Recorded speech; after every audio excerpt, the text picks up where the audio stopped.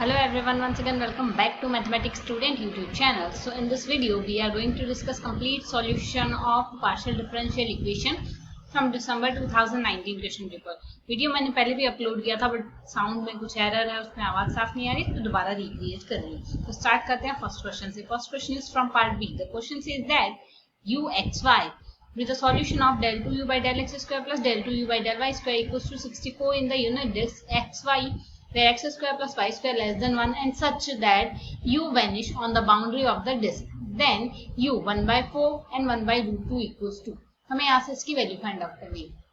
सो अगर हम proper method से जाएं तो सॉल्यूशन काफी ट्रिकी हो जाएगा. अब एग्जाम में इतना टाइम रहता नहीं. सो यहाँ से अगर हम u ऑफ एक्स वाई, हमने एक फंक्शन ही तो अज्यूम करना है, एक फंक्शन अज्यूम करके चलते हैं m into 1 minus x square plus Y square. इस टाइप का हम यहाँ से एक फंक्शन अज्यूम करके चल रहे हैं. ये इन सारी प्रॉपर्टी को फुलफिल कर रहा है.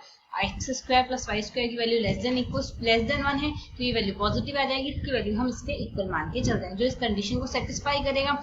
तो अब हमने यहाँ से m की वैल्यू फाइंड आउट करनी है. तो पहले इस u का 2 बार x के रिस्पेक्ट में डिफरेंशिएशन कर लेते हैं. 2 बार x के रिस्पेक्ट में डिफरेंशिएशन करेंगे वैल्यू माइनस ऑफ 2m आ जाएगी. रेस्पेक्टिवली अगर 2 बार y के रिस्पेक्ट में डिफरेंशिएशन करते हैं तो माइनस ऑफ 2m आ जाएगी. ये वैल्यू हम इसमें से फुलफिल करेंगे इक्वेशन में. बिकॉज ऑफ हमें इक्वेशन दी है uxx plus uy equals to हमें दिया हुआ 64. सब्स्टिट्यूट करने से इक्वेशन बनेगी minus 2m equals to 64. Simplify करेंगे minus of 4m equals to 64 आएगा. जैसे ही हम इस इक्वेशन को सिंप्लीफाई करेंगे सो m इक्वल्स टू हमारे पास यहाँ से क्या आ जाएगा, m equals to minus of 16. m की वैल्यू आ गई. m की वैल्यू हमने यहाँ रिप्लेस करनी होगी. अगर यहाँ पे हम रिप्लेस करते हैं तो u ऑफ एक्स वाई हमारे पास यहाँ से क्या लिखा जा सकता है, u of X Y equals to minus of 16 into 1 minus x square plus Y square. ये वैल्यू हमारे पास यहाँ से फंक्शन बन गया है जो इन इक्वेशन को सेटिस्फाई करता है. तो हमने वैल्यू किसकी फाइंड आउट करनी है, u eight 1 by 4 1 by root 2. इसकी वैल्यू हमने यहाँ से फाइंड आउट करनी है. वैल्यू इसमें रख देते हैं. इसमें रखते हैं इक्वेशन, हमारे पास u की वैल्यू आ जाएगी minus 16 into 1 minus x square plus 1 by 4 का square 1 by 16 plus 1 by root 2 का स्क्वायर आएगा 1 by 2. इसको सिंप्लीफाई करेंगे. सिंप्लीफाई करने से हमारे पास वैल्यू आएगी माइनस 7. सो अगर ऑप्शन से कंपेयर करें हमारे पास पार्ट बी का क्वेश्चन है तो सिंगल करेक्ट है माइनस 7. यहाँ से हमारा माइनस 7 करेक्ट आंसर होगा. सो according to the next question, the Cauchy problem, y del z by del x minus x del z by del y equals to 0 and x 0 s equals to cos of s, y 0 s equals to sin of s, z 0 s equals to 1, s is greater than 0 has. We have to find which of the following option is correct here. So अगर इस question को हम करें तो हमें यहाँ से equation दी हुई p zx plus q z y equals to r के फॉर्मेट में दी हुई है. और इसके केस में हमें यहाँ से आर की वैल्यू क्या दी हुई है, 0. अगर आर की वैल्यू 0 होती है तो इसका मतलब होता है हमारे पास यहाँ से नो सॉल्यूशन का कोई केस ही नहीं बनेगा. अगर नो सॉल्यूशन का केस ही नहीं बनेगा तो ऑप्शन बी तो डायरेक्टली यहाँ से हमारे पास डिस्कार्ड हो गया.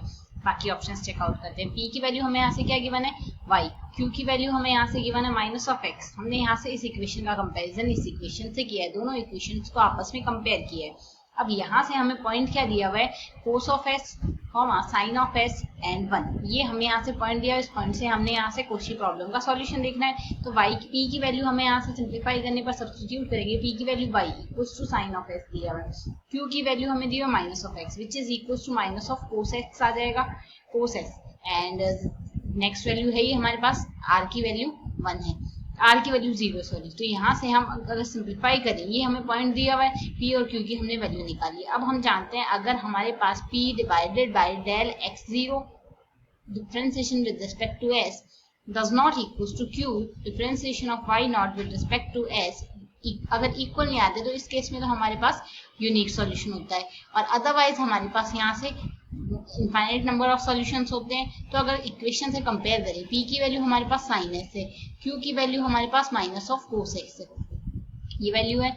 अब p का डिफरेंशिएशन x0 का differentiation with respect to x करना है. x0 है हमारे पास कोस s का differentiation with respect to x आएगा माइनस ऑफ साइन s आ जाएगा डिवाइडेड बाय. इसी तरीके से y0 का differentiation with respect to s cos of s आ गया. ये दोनों वैल्यू हमारे पास सिंप्लीफाई करने पर माइनस वन आ रही है. तो दोनों वैल्यू हमारे पास यहाँ से इक्वल आ गई. इक्वल आने का मतलब हमारे पास यहाँ से इनफाइनाइट नंबर ऑफ सॉल्यूशन होंगे.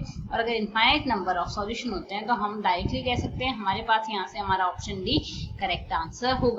Now come to the next question. So the next question is from part C. The question says that a possible initial step of x0, y0, z0, p0, q0 for Cauchy problem pq equals to 1, where p equals to del z by del x, q equals to del z by del y, x0 s equals to s, y0 s equals to 1 by s, z0 s equals to 1 for s is greater than 1 is. We have to find which of the following option is correct here. So अगर हम यहाँ से option checkout करें तो option सबसे पहले हमें ये देखना होगा, कोशी प्रॉब्लम दी है, कोशी प्रॉब्लम के लिए हमें इक्वेशन दी है पी क्यू इक्वल्स टू 1. अब यहाँ से हमारे पास चारपेट इक्वेशन क्या होती है, चारपेट इक्वेशन कहती है d p divided by f of x plus p f of z आएगा, which is equals to d q divided by f of y plus q f of z equals to d z divided by minus of p f p plus q f q minus common आएगा, equals to dx divided minus of f of p equals to dy divided by minus of fq. ये हमारे पास यहाँ से चारपेट equation. सो अगर चारपेट equation से simplify करें, equation है हमारे पास pq equals to 1. सो अगर इसको सिंप्लीफाई करें फंक्शन हम यहाँ से क्या लिख सकते हैं pq minus 1.